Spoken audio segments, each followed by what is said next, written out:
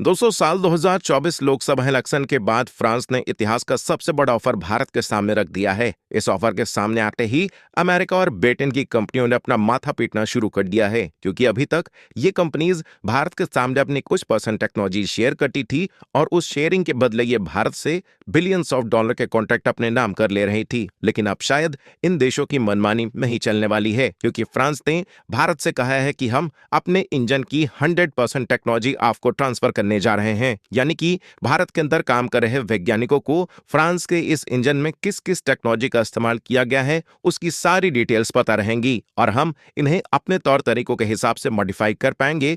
यानी कि भारत आने वाले समय में अपने 5th generation, 6th generation, even 7th generation के फाइटर जेट्स के अंदर भी इस इंजन का इस्तेमाल बड़ी आसानी से कर सकता है। अब ये बात तो आप सभी जानते होंगे कि भारत एक लंबे समय से इंतजार कर रहा है कि हम अपने स्वदेशी इंजन को कितनी जल्दी तैयार कर सकें, लेकिन अभी भी शायद हमें उस स्टेज तक पहुंचने में कुछ सालों का वक्त लग सकता है। लेकिन ऐसे में फ्रांस की तरफ से दिया गया ये ऑफर भारत के लिए एक बहुत बड़ी उपलब्धि बनकर के सामने आया है। क्या है पूरी रिपोर्ट इस छोटे से वीडियो में समझते हैं, लेकिन भारत की इस नई तरक्की के लिए इस वीडियो को छोटा सा लाइक और चैनल को सब्सक्राइब जरूर कीजिएगा। दोस्तों, जैसे ही दुनिया को पता चलता है कि प्रधानमंत्री मोदी जी फिर से प्रधानमंत्री बनने जा रहे हैं, दुनिया के तमाम देश भारत को बधाइयां देने शुरू कर देते हैं। लेकिन इसके कुछ समय पहले शुरू किए गए प्रोजेक्ट, जिसे हम एम का नाम से जानते हैं, यानी कि एडवांस मीडियम कॉम्बैट एयरक्राफ्ट, इसको लेकर के रिसेंटली गवर्नमेंट ऑफ इंडिया ने डीआरडीओ को परमिशन भी दे दी है कि जल्द से जल्द इसके डिजाइनिंग और इसको बनाने का काम शुरू किया जाए। और प्रेडिक्शन ये लगाया गया था कि एम का प्रोग्राम के अंदर जिस इंजन का इस्तेमाल किया जाएगा, ये या तो जनरल इलेक्ट्रिक का इंजन होगा, जो कि एक अमेरिकन कंपनी है, या फिर